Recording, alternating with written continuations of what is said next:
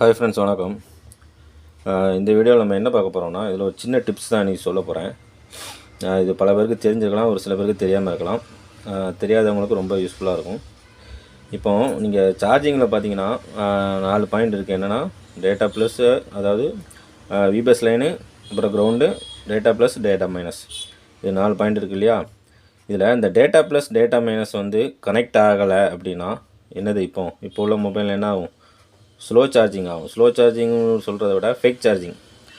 அப்போ நீங்கள் வந்து டிஜிட்டல் சார்ஜரில் போடும்போது 0.6 ஆம்ஸ் தான் காட்டும்.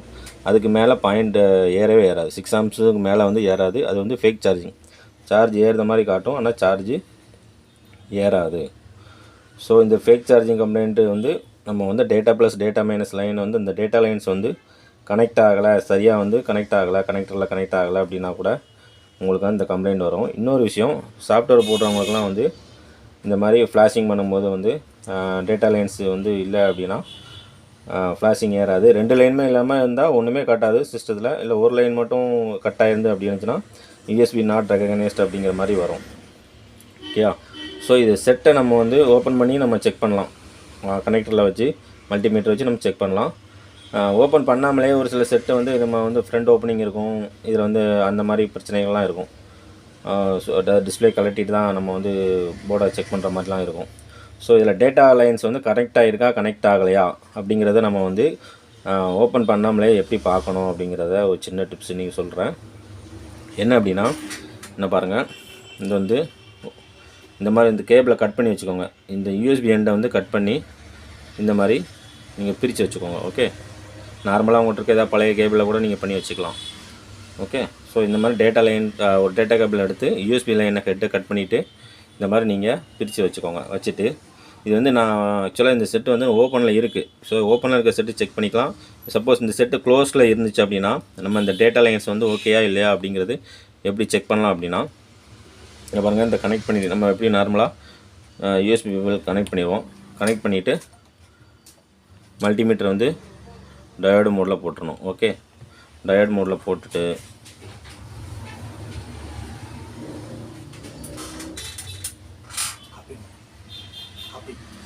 கொடுங்க.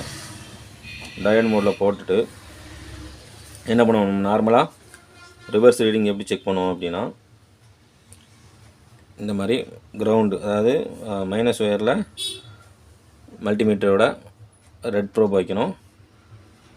அதுக்கப்புறம் ஒரு ப்ரோபாக செக் பண்ணிக்க வேண்டியதான். என்ன பாருங்கள், இது வந்து vbus லைனு. இப்போ டயோடு வெளியே எவ்வளோ காட்டுது, 418. அடுத்து data plus data minus check பண்ணுவோம். இதில் பாருங்கள் 710 காட்டுது. இன்னொரு ஒயரில் 694 காட்டுது. ஸோ இது மேக்ஸிமம் வந்து சேமாக தான் இருக்கும். ஒரு கொஞ்சம் வித்தியாசம் வரலாம் டேட்டா ப்ளஸ் டேட்டா மைனஸில், ரொம்ப வித்தியாசம் வரக்கூடாது. இப்போ 750 ஒரு இதில் காட்டுது, இன்னொரு இதில் 450 காட்டுச்சு அப்படின்னா கண்டிப்பாக ப்ராப்ளம் இருக்குதுன்னு அர்த்தம்.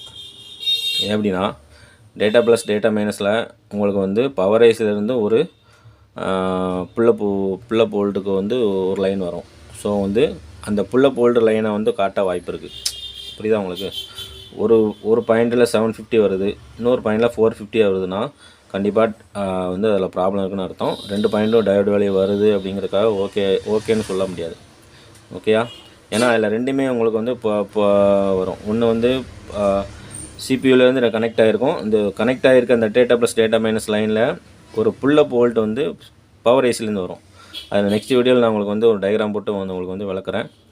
ஓகேயா? அந்த புல்லப் ஹோல்டு வரதுனால சப்போஸ் இந்த லைன் கட் ஆகிருந்தால் கூட அந்த பவர் ஐஸ்லேருந்து வர லைன் உங்களுக்கு ஜாயிண்டாக இருக்கிறதுனால அதோட டயோடு வேல்யூ காட்ட வாய்ப்பு இருக்குது.